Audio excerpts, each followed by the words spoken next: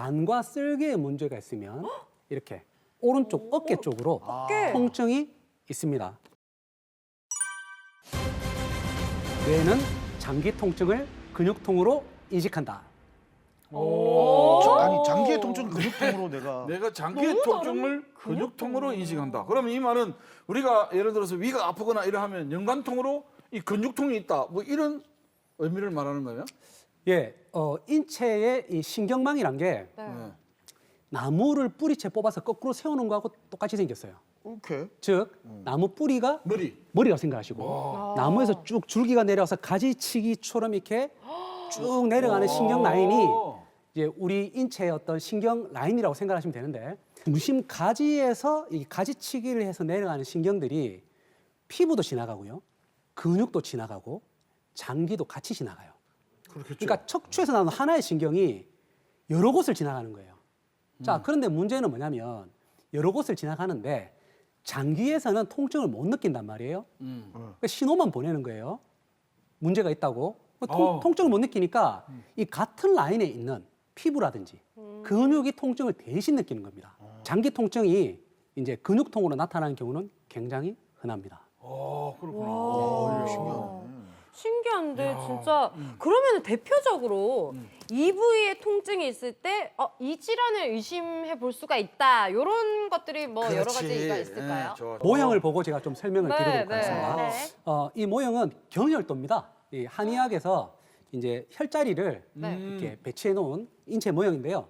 지금 우리가 이제 간이 오른쪽에 있잖아요. 네네. 예, 오른쪽에 간이 있고 쓸개도 오른쪽에 있잖아요. 네. 그래서 간과 쓸개에 문제가 있으면 이렇게 오른쪽 어깨 쪽으로 통증이 있습니다. 그리고 쓸개 통증은 만져보고 있어. 이렇게 쓸개가 있는 요 옆구리 바깥쪽 뒤쪽에 늑골 뒤쪽 이쪽도 통증을 호소를 하는 경향이 가부적 있고요. 있으면 저기 아프다고 하잖아요. 그리고 반대쪽. 좌측은 네. 심장 통증입니다. 심장, 심장이요? 심장, 하트. 네. 심장이 안 좋으면 네. 좌측 어깨, 나 아파. 좌측 어깨가 아프면서 이 등 가운데 거기 이렇게 아파요. 등 가운데 통증이 있으면서 팔까지 저리고 내려갈 수 있어요. 팔 안쪽으로. 팔 안쪽으로 이렇게 저리고 내려가는 통증이 그렇지. 심근경색 나타날 있을 수가 때 팔 있다. 막 저리고 한다는 그래요? 왼팔. 그리고 폐에 문제가 있는 경우에는 네. 이 목 앞쪽에, 목 안 보이는데 목 앞쪽에 좀 붙일게요. 네. 목 앞쪽에 이제 폐에 문제가 좀 목 나타날 아파. 수가 있고요. 오른쪽 네. 허리 뒤쪽, 네. 이쪽, 이게 뭐야? 이쪽은 췌장에 문제가 있다면 췌장염이 있거나 췌장암이 있거나 췌장에 문제가 있으면 오른쪽 허리 뒤쪽으로 통증이 나타날 수가 있어요. 근육통 같이 아픈 거예요? 예, 근육통 같이 아픈데 췌장은 근데 왼쪽에 있잖아요. 네. 근데 신경적으로는 좌우가 다 연결돼 있어서 어머. 통증은 오른쪽으로 아하. 나타납니다. 왼쪽은 아니고요? 예, 오른쪽으로 나타납니다. 너무 신기하다. 췌장의 문제. 그래서 이쪽 부위에 통증을 오랫동안 느끼셨던 분이라면 이게 췌장 쪽도 한번 의심을 해보셔야 되는 거죠. 보셔야겠다 지금. 그리고 허리 아래쪽, 네. 허리 아래쪽 조금 겹치는 부위도 있습니다. 젊은 아가씨가 왜 이리 좋아하노? 허리 저 아래쪽. 신기하잖아요. 이런 식으로 아프면 이제 신장 쪽에 이제 문제를 우리가 의심을 해볼 수 있는 거죠. 엉덩이 위쪽에. 예. 그래서 그래서 안 좋나? 지금 이 경혈도에 보면 네.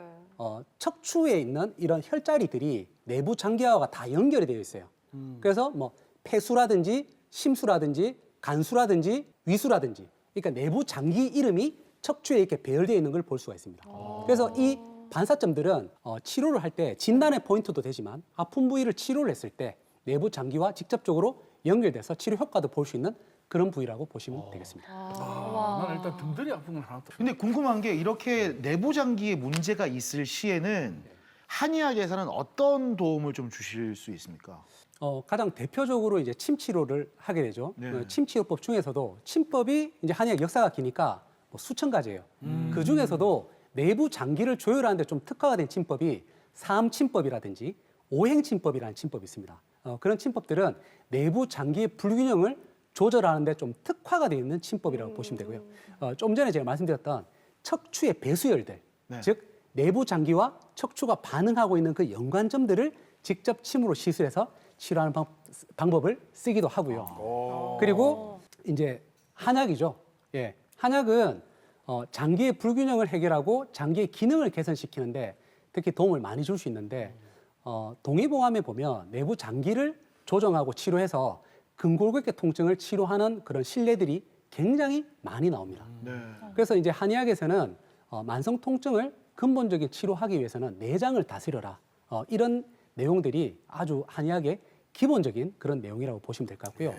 그리고 이제 또 추나요법을 이제 시행을 하는데 지금 문제가 척추에 있는 경우가 많지 않았습니까? 네. 네. 그러면 이 척추의 이 배수혈들, 아까 전에 내부 장기에 연결되어 있는 그 배수혈들이 긴장이 되어 있거나 굳어 있거나 이런 부분들을 추나요법으로 늘리고 당겨서 풀기도 하고요.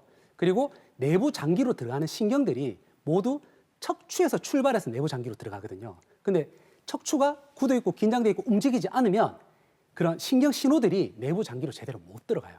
그래서 추나요법을 이용해서 신경기법이라든지 교정기법을 이용해서 척추를 교정해 주게 되면 내부 장기로 신호 전달이 잘 되면서 내부 장기가 안정이 되고 호전되는 그런 반응들을 볼 수가 있습니다.